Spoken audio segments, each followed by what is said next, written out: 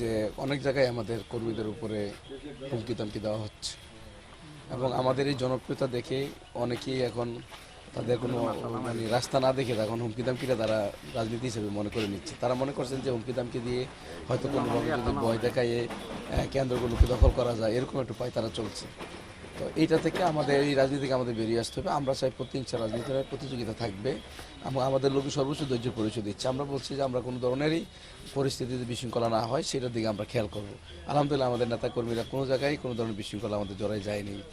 গতকালও আমি এক মাধবপুরে গিয়েছিলাম ওই যে বাক্সিমুলি ইউনিয়নে, সেখানে আমি যাওয়ার পরও একটা মাইক বাজতেছে, আমাদের লোকজন বুঝে পরে বন্ধ করেছে। এরপর তারা কয়েকবার এখানে কিছু লোকজন নিয়ে আসছেন।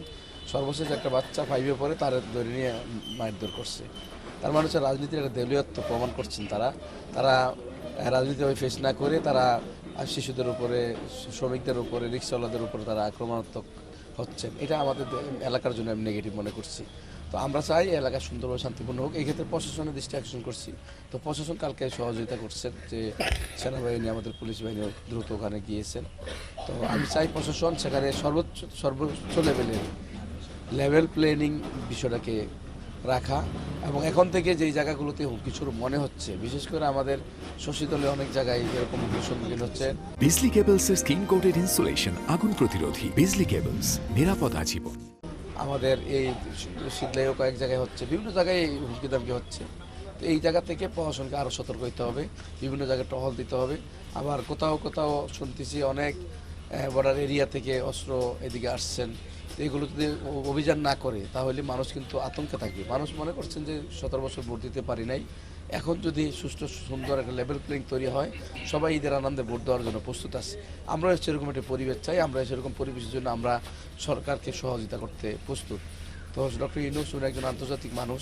আমরা মনে করবো যে আগামী দিনে যে ইলেকশনটা হবে সেটা বাংলাদেশের ইতিহাসে একটি নজির স্থাপন হবে এবং সুষ্ঠু সুন্দর ফেয়ার ইলেকশন হবে। এবং এটা যদি সুন্দর সুষ্ঠু হয় তাহলে প্রশাসনের প্রতি মানুষ আস্থা আসবে। প্রশাসনের প্রতি মানুষের আস্থা নাই, কারণ মনে করে যে প্রশাসন মানে কোনো একটা দলীয়করণ হয়ে যাচ্ছে, প্রশাসন সাধারণ মানুষের মতোই হয়ে যাচ্ছে, তারা অনেক লেনদেনের সাথে যুক্ত হয়ে যাচ্ছে। এটা মানুষের ভিতরে একটা আস্থাহীনতা ঢুকছে।